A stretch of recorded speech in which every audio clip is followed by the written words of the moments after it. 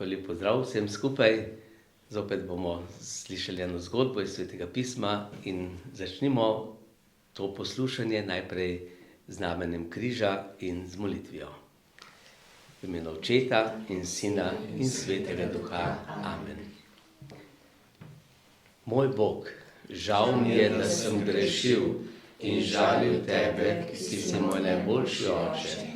Trdno sklenem, da se bom poboljšal.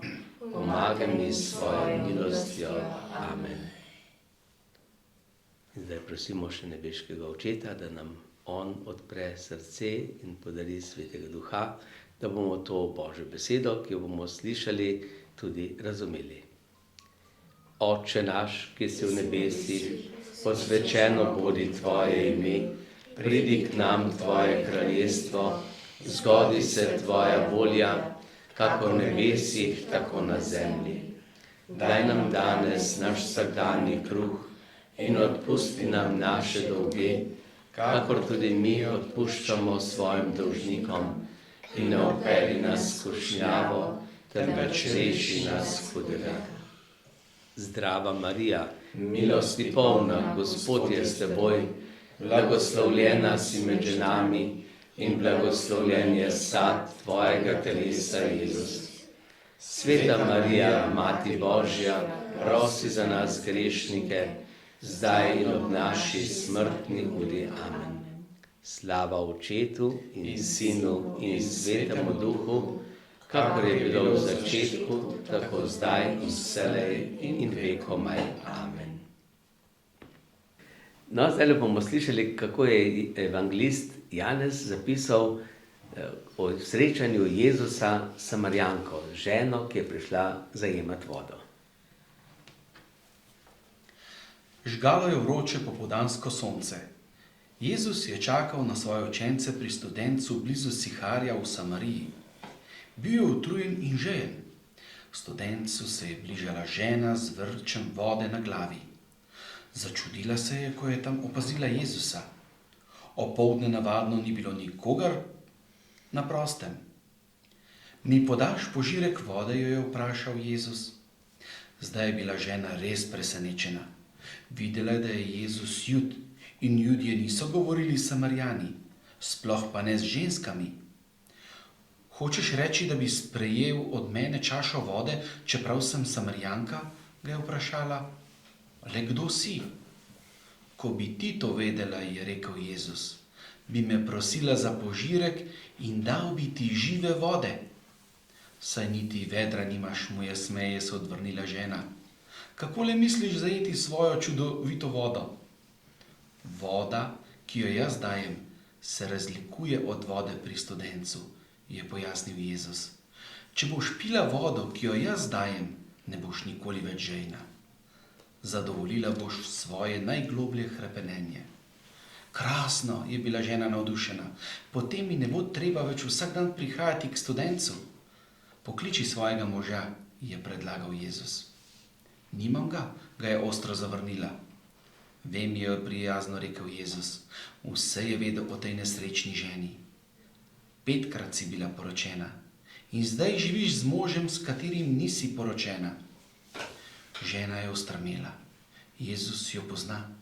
Odložila je vrč in z novico odhitela v mesto. Pridite in poglejte človeka, ki mi je povedal vse o mojem življenju in je pripovedovala vsakomur. Mislim, da je on Mesija. Radovedni meščani so ji sledili k vodnjaku.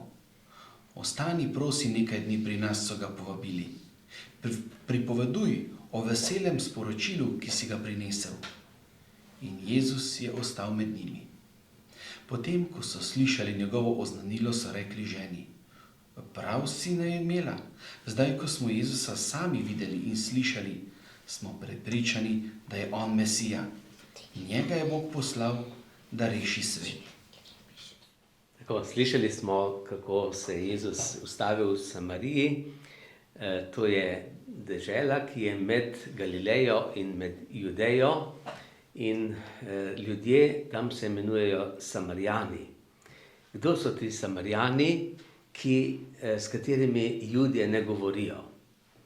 Torej, po smrti kralja Salomona tam približno leta 900 pred Kristusom, se je 10 rodov, ki so živeli severno od Jeruzalema, ločilo od Salomona oziroma od južnih dveh kraljestev, ki sta bili kraljestva Juda in Benjamina, ki so imeli svoje središče v Jeruzalemu.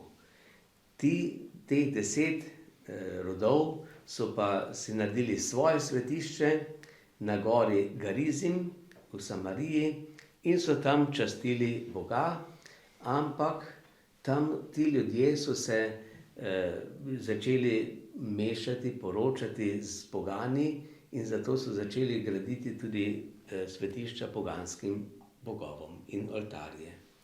No in tako je Bog dopustil, da so leta 740 Asirci premagali to severno kraljestvo in veliko ljudi odpeljali v služnost v Sirijo, pa v to deželo naselili svoje ljudi. In tako so se ti ljudje v Samariji pomešali, pogani z Judi, in tako so živeli nekako na pol pogansko življenje. No in zato Judje, ki so bili pa zvesti Bogu, Jahveju, templju, Jeruzalemu, pa so rekli, da še mi ne bomo tako, se z njimi sploh ne pogovarjamo. In tako so ostali Judje in Samarijani zelo oddaljeni. In zato ni čudno, da se tukaj ta žena čudi, kako da Jezus, ki je Jud, pa govori z njo. Prvič že govori z njo. Ne? Potem, kaj se je še čudila? Prosijo, da je različit. Ja, da je Jud prosil za vodo, da bi dal vodo. A je Jezus bil žen? Ja, verjetno, da je bil, poldne je bil. Ne? Bomo tudi se prilegla kakšen kozarec vode. Ampak zakaj je on prosil? Je on rabil njeno pomoč ali je on nudil njej pomoč? Ja, on je bil njej nudil, ne? Ja, on je tako, ko se je z njo začel pogovarjati in ko je prosil, se je začel pogovarjati z njo in ji razumel, predvsem, kdo je Bog, ne? Ker to je zanimalo in Samarijane in tudi Jude, kdo je njihov Bog. A je tisti, ki ga častijo Samarijani na gori Garizim, ali ti, ki ga častijo Judje v templju v Jeruzalemu. Ne? No in tako torej je bila ta žena najprej presenečena, da Jezus govori. Tudi zakaj? Še zato, ker moški z ženskami niso kar tako govorili.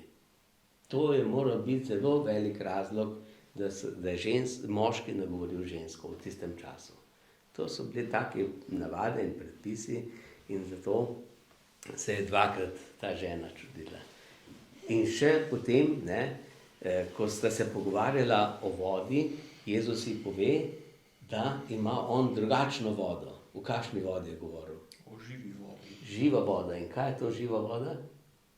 Kakšna voda je to? To je on sam. To je vera, ne vidiš. Vera, to je Sveti Duh. To je Bog, Božja ljubezen. Ne? To je živa voda. Božja beseda.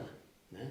Ja, ki te ne dela nikoli ženega. Ki nas ne, tako, kdor to vodo pije, se pravi, kdor pije Svetega Duha po Božji besedi, po molitvi, molitev, potem se je tudi pogovor nadaljeval o molitvi, kje je vprašala žena, kje prav častimo Boga, a mi tukaj na gori Garizim ali vi v Jeruzalemu? In kaj je Jezus rekel? Je rekel, bo prišel čas, ko bojo pravi molilci molili Boga povsod, kjerkoli. In kdo moli danes Boga kjerkoli? Kristjani molimo, se pogovarjamo z Bogom kjerkoli. Ne samo v templju v Jeruzalemu, ne samo v naših cerkvah, ampak tudi doma, na poti, kjer smo. V bolnišnici in tudi na avionu, v avtu, povsod se lahko pogovarjamo z Bogom. In to je, Bog je povsod in tudi nam omogoča, da se vedno, kadarkoli želimo, se lahko z njim pogovarjamo. Nam je Bog vedno dosegljiv. No, torej, zato Jezus pove veliko o Bogu, ne? Kdo je Bog, kakšen je, kje stanuje, ne? Ampak vseeno je še nekaj, torej ta prilika, ko je Jezus z njo govoril, da je ona spoznala, kdo je pravzaprav Jezus, ne? Kaj je Jezus ji povedal. Je hotel povedati, da ve njene misli, da pozna njeno življenje, da pozna njeno preteklost. Glejte, to Bog pozna vse in to je, a se tega moramo bati, ali se tega lahko veselimo. Ne, lahko se veselimo. Veselimo. Ker nam pri tem hoče pomagati. Tako, če Bog vse ve in če vemo, da je dober, potem nam bo pomagal. Ne? Zato je Jezus je pomagal tej ženi, da je vprašal, ti kako pa s tvojim možem? In je morala priznati, da nima moža. Ta, ki je zdaj, s katerim živi, to ni mož, to je moški, to je partner, to je en prijatelj, ne vem kaj. Ampak Jezus je hotel povedati, lej, Bog hoče, da je, za nas je ustvaril za nekaj lepega, velikega, pomembnega. Kaj je zakon? Zakon je sakrament, je sveta stvar, je ljubezen. V zakonu je najpomembnejša ljubezen. Če ni ljubezni, ni zakona, ne? Ni sakramenta. In zato torej je zakon pomeni, Bog je med nama, Bog je med nami. Tudi v družini, med otroci in to. No in to je hotel Jezus tudi tej ženi takrat povedati in to je potem na drugačen način še pokazal z mnogimi drugimi besedami in dogodki, tudi zadnjo večerjo, kjer je Jezus pokazal, kaj pomeni ljubezen, ko da svoje življenje, tako kot mož da življenje za ženo, žena za moža, tako Jezus daje življenje, svoje življenje za nas, za cerkev. No in kaj je ta žena potem naredila, ko je to slišala? Je šla je ostalim povedati, ne? Ja, je šla še drugim povedati. Kaj je spoznala? Da je Jezus prerok, da je Jezus pozna njeno življenje, da je dober, da je ponižen, da govori z vsemi, da noče nikogar izključiti, tudi Samarijanov ne. Tudi ti, ki so jih imeli Judje za pogane, na pol pogane, da Jezus z njimi govori. No in potem je pripeljala vse, pravi celo mesto, vse ljudi tam, veliko ljudi in ti ljudje so Jezusa prosili, ostani z nami, še te bi radi poslušali, še bi radi kaj izvedeli. In potem pravi evangelist Janez, da je ostal 2 dni. To je veliko, pa tudi ne, ampak jim je takrat nekaj povedal. No, ampak o tej ženi Samarijanki nimamo v Svetem pismu potem več, kje in kaj je bilo z njo. Kaj je bilo? Ona je potem ostala zvesta Jezusu. Ni več hodila s tistimi možmi tam, ki jih je imela, ampak je začela hoditi z mnogimi ženami in ljudmi, ki so spremljali Jezusa in apostole. In potem po vstajenju, menda naj bi šla celo v Egipto znanjati in celo v Rim in da je tam končala svoje življenje. Vete, to je, če nekdo spozna Jezusa, če spozna njegovo ljubezen, potem daruje svoje življenje. No in zato bomo tudi mi zdajle zapeli pesem Ti, ki vir življenja si za me. Kdo je vir življenja? Jezus, Božja beseda, Sveti Duh in to je tisti studenec žive vode, ki nikoli ne usahne.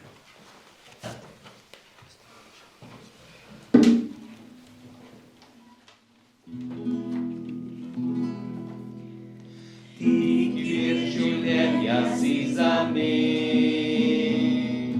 ti pokomer krepeni srce, daj mi žive vode, pravo daj modrost, da našel bom v življenju pravo pot. Daj mi žive vode, pravo daj modrost, da našel bom v življenju pravo pot. Ti, ki v dvomih razsvetljuješ me. Ti, ki plemenitiš mi želje, mirom in pomnoži, vodi moj razum, da v bojih ne pomaga moj pogum. Mirom in pomnoži, vodi moj razum, da v bojih ne omaga moj pogum. Ti, ki si kraljevski dar neba, ti navzočno živega Boga. Kadar bom v življenju na križ potil sam, svetuj mi, da bo jasen vsak moj dan. Kadar bom v življenju na križ potil sam, svetuj mi, da bo jasen vsak moj dan.